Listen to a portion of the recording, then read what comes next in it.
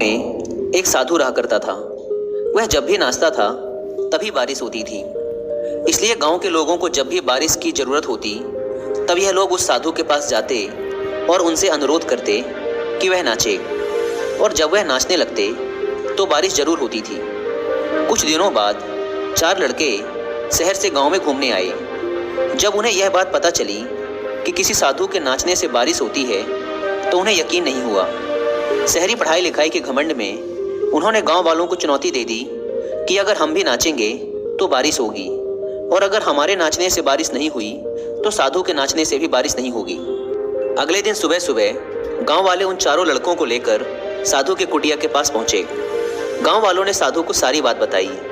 फिर उन लड़कों ने नाचना शुरू किया। पहले लड़के ने नाचना शुरू किया। आधा घंटा बीत गया। फिर पहला लड़का थक कर बैठ गया, पर बादल नहीं दिखे। कुछ देर बाद दूसरे लड़के ने नाचना शुरू किया और 1 घंटे बीतते बीतते वह भी थक कर बैठ गया। बाकी दोनों लड़कों ने भी ऐसा ही किया, पर बारिश नहीं हुई। अब साधु की बारी थी। उसने नाचना शुरू किया। 1 घंटा बीत गया, पर बारिश नहीं हुई। साधु फिर भी नहीं रुका, वह नाचता ही रहा। नाचते नाचते 2 घंटे बीत गए, पर बारिश नहीं हुई। 4 घंटे बीत गए, पर बारिश नहीं हुई। लेकिन साधु तो रुकने का नाम ही नहीं ले रहा था।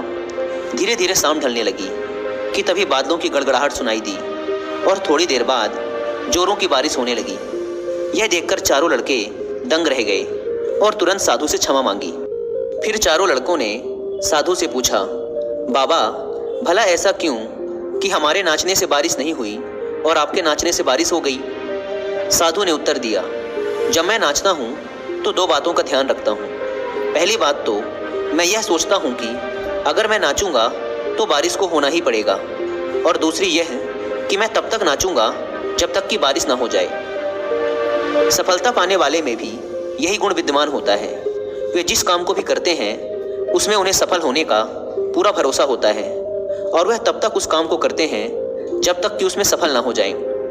इसलिए अगर हमें सफलता हासिल करनी है तो इस साधु की तरह ही अपने लक्ष्य को प्राप्त करना होगा।